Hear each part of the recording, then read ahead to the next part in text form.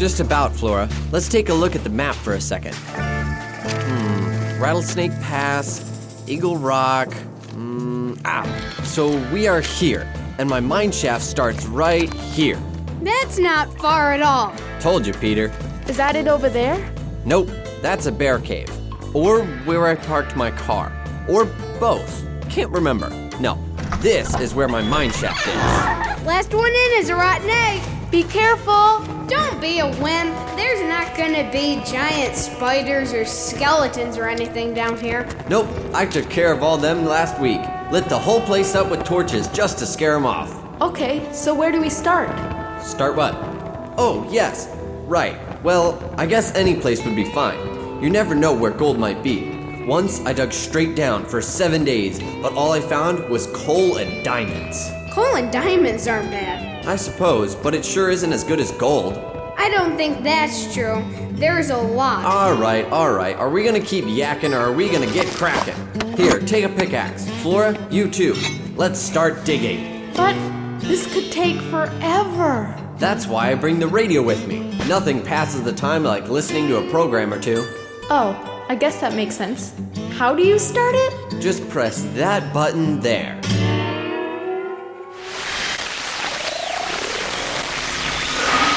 Anything yet, Peter? Nope. How about you, Flora? I found more worms, but no gold. How deep do you think we have to dig before we strike gold, Artie? Pretty deep. 10 feet at least. That deep? Hey, if gold was easy to get, everyone would have it. How deep have we gone so far? Looks like almost 2 feet. Not a bad start. Hi kids, what's going on? Hi, Mr. Jacobs. We're digging for gold. I should have guessed. Is there a reason you decided my front lawn was the best place to strike it rich? We have our reasons. Yeah, Peter and I figured if we dug anywhere else, people would tell us to stop ruining their lawn. But when we saw that someone else had already torn up the grass in your lawn, it seemed like the perfect opportunity. We can't ruin a lawn that's already ruined. That's an interesting path of logic. But I'm afraid if there was any gold under my front lawn, the workers that were here last week beat you to it. That or they didn't know that it was there. Trust me, they were very thorough, Peter. Oh. I guess we should fill our hole back in again then. Yeah, so much for riches beyond our wildest dreams. Come on inside after you finish, and I'll make you some rich hot cocoa. It's not the same, but I guess we can do that. And we'll listen to the radio while we work.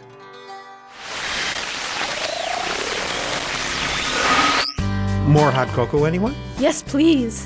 Here you go, Flora. Any for you too? Sure, I guess. Yeah, me too. Anything wrong?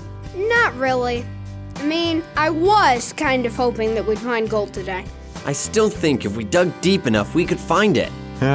Perhaps, Artie, but I'm thinking you might be in for a long dig. If I'm not mistaken, gold doesn't typically show up in areas like this.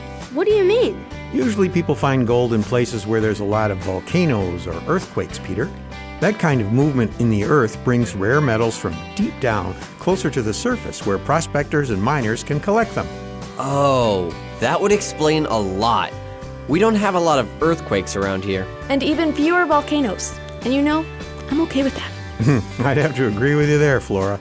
But because gold is so valuable, many people have left their homes and families behind to travel to places like California and the Yukon to find their fortunes. Wait, they left everything behind to find gold? Why? He just explained it, Artie. There was gold. They'd still have to find the gold, Peter. It's not like the gold was easy to find. It sounds like a bad plan. Wait, weren't you the guy who thought it was a good idea to dig up Mr. Jacobs' yard to find gold? I didn't leave everything behind to do it, Flora. At the end of the day, I can go back home and be with my family. No big deal. Very interesting. What is, Mr. Jacobs? All of this reminds me about how Jesus calls us to live for Him.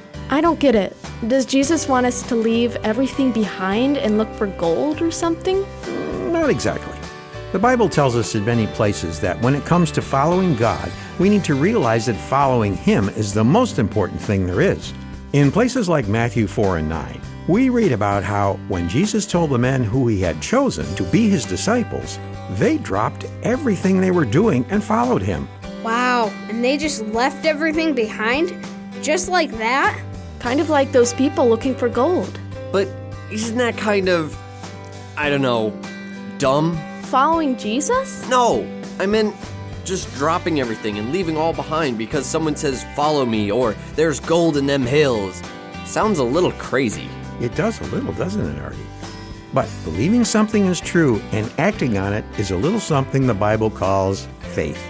And in Hebrews 11, we get a whole list of people who did great things for God by dropping everything and doing what He said, just because He said to. In fact, in Revelation 3, actually, I have a script that might explain. I'll be right back. Where's he going? You'll see. So what now? Usually we listen to the radio.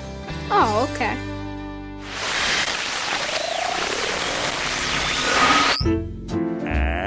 And now, from the garage of Lionel Jacobs comes the alarming drama, The Firefighter Recruit, an adapted biblical teaching about faith. Once upon a time, there was a young man named Brett. Hi there! I'm training to be a firefighter. I've written essays for school, drawn pictures of fire trucks since I was 3, and I even made a speech about fire safety at the school fair. Brett was really into firefighting. So when he found out that the fire hall was recruiting, he knew he had to be involved. As soon as it was light out, he was ready and waiting outside. Good morning, I'm Fire Chief Sally. Welcome to the fire hall. Nice to meet you. I'm here to become a firefighter. Of course.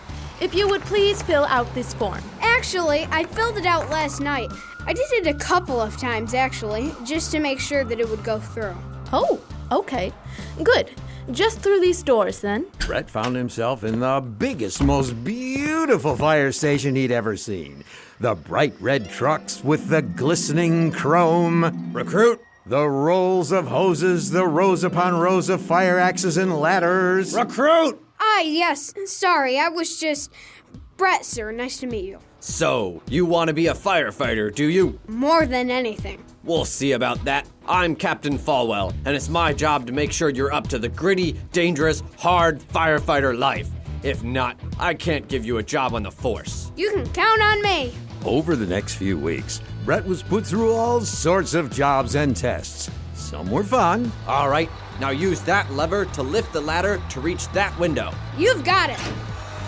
Others were not so exciting. Okay, recruits. It's time to wash the firehouse floor.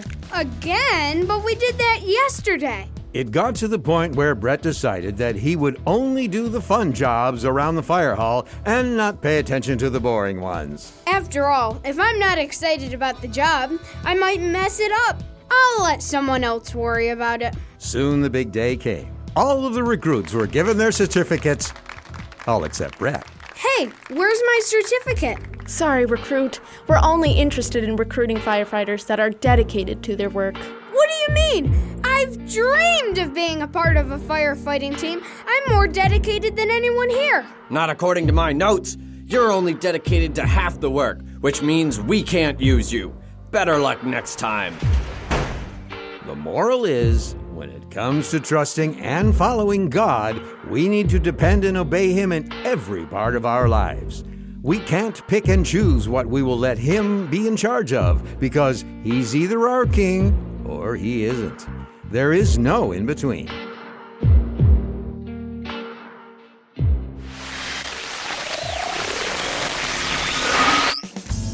Mr. Jacobs, I have a question about what we've been learning about today. Oh, is that so, Peter? What can I help you with? It's this whole lesson about forgetting everything and following God. I guess I don't understand how we do that. And the script about the firefighters didn't help? Kind of, but all I got was that we can't decide to do it halfway. Holding on to some things and letting go of others, but I still don't know what it looks like. Yeah, and how does it work? We're kids. We can't stop going to school or to daycare because we're going to follow God instead. All right, I get what you mean now. First, I would say you're right. Going to school and otherwise obeying the rules are not the things God is telling us to do for Him. That's good. I agree. God wants us to learn and to obey authority, as well as using wisdom and love to make the world a better place. It's the things that get in the way of obeying Him that are the problem. Things like fear, selfishness, or just not caring about others makes following His instructions very hard. And we need to make sure that they don't stop us from doing what is right, like it says in Hebrews 12:1. All right, I've got another question, Mr. Jacobs. 2 questions in one morning. I don't know if I'm ready for this. Yeah. I get that we need to do all this because God said to. But why? Why? Uh-huh. Why do we need to be ready to give up everything we think is important just to do what God wants? Doesn't He know we're kind of busy? Doesn't He know that we've got our own problems? I'm pretty sure you already know the answer to this, Artie. Yeah, but I want to hear your answer. All right. Number 1, like it says in 1 Corinthians 6, our lives aren't just ours.